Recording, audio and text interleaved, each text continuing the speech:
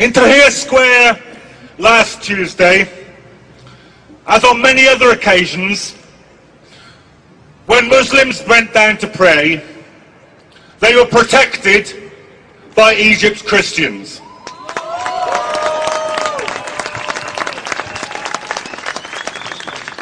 Tomorrow, I've just received this message from my friends in Tahrir Square right now.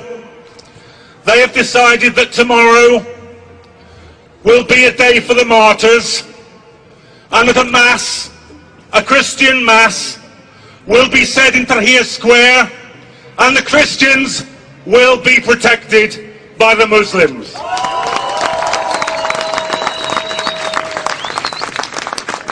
So my message to David Cameron today is this: don't lecture us about British values. I'm interested in Egyptian values. I'm interested in the values of the Egyptian revolution. It's no mistake, you know, that speech is made by Cameron today. Perhaps no mistake, it's made in all places in Munich today. Because the BBC rants this morning about the threat of the Muslim Brotherhood taking over in Egypt, and at the same time the Prime Minister of Britain is ranting in Munich about the threat from the enemy within. Now let's be absolutely clear. What every Muslim I talked to said in Egypt, what every Christian I said to talked in Egypt, what every socialist I talked to said in Egypt, what every trade unionist I talked to in Egypt said: this is a people's revolution against the plutocrats, the murderers, the torturers, the globalizers, the corporations. That's the revolution in Egypt. What incredibly brave people they are. What incredibly brave people they are. Organised so brilliantly. When I went into Tahrir Square, as Tarek said, there was cooperation between the army, at least some of the rank and file soldiers. The rank and file soldier, the squad, he asked to see my identity. I showed him my passport. He then passed me over to a woman in a full burqa who searched my bag, apologised and said it's for our own safety. Now I recommend this policy to the British Airports Authority.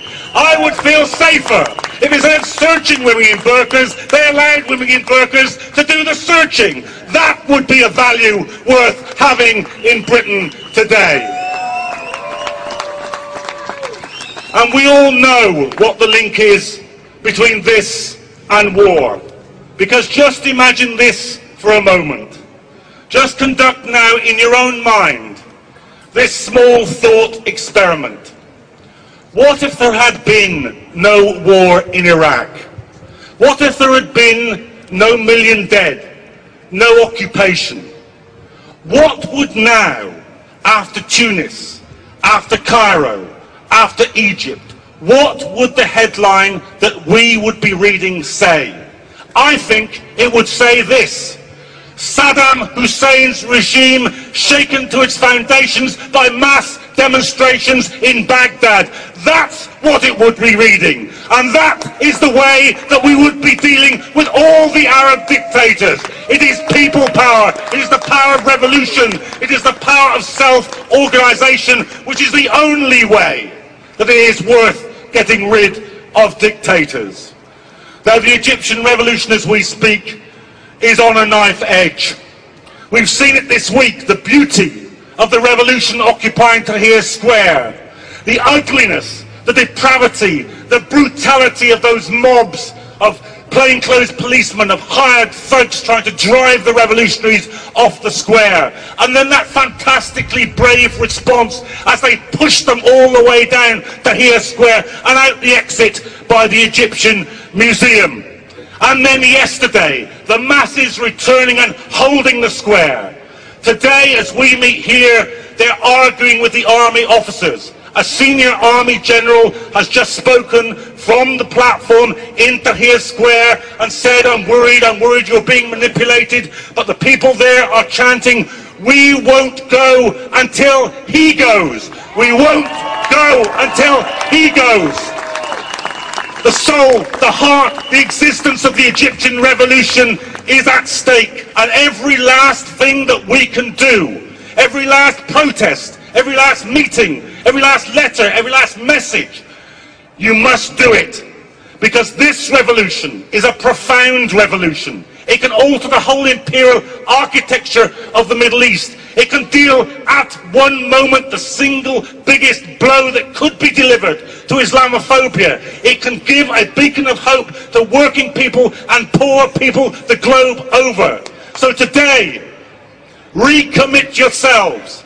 Every last piece of energy, imagination, initiative, activity, everything for the Egyptian revolution.